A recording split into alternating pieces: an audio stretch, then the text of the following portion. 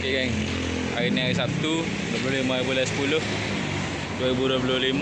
Mari tengok unit dekat Pulau Yunus. Alright. Okay geng. Okay, dua bil air belakang, pintu dengan tingkap siap gerai belakang lah. Unit dekat Jalan Pulau Yunus.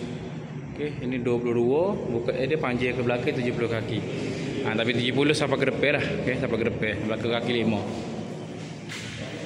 Okay, ni unit tengah. Kita ada satu lagi corner lock. Jom kita tengok. Okay ni kan. Ni bahagian untuk ini bahagian untuk corner lock. Okay, yang sangat luas lah. Kalau saya sungguh-sungguh luas. Cuma dia dekat depan tu, ke belakang ni dia tidak panjang sangat. Kalau kita dalam gerai 70. Bawah ni kita ada satu bilik. Okay. Dan sini kita ada toilet.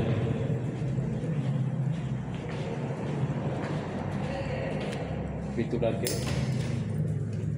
Ini bahagian shower lah. Sangat comel geng. Betul-betul jalan besar. Alamat lanjut boleh kontak Assalamualaikum. Okey.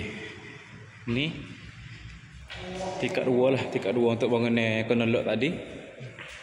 Memang luas, lahap, comel dan siap berlaku.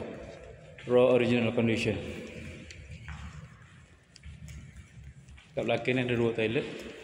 Macam bawah juga. Satu toilet, satu shower. Alright, untuk bahagian tengah ni adalah tingkat paling atas. Ada kita tengok corner kan, ni bahagian tengah sebelah dia ni. Yang 22 kali 70 tadi tu. Alright.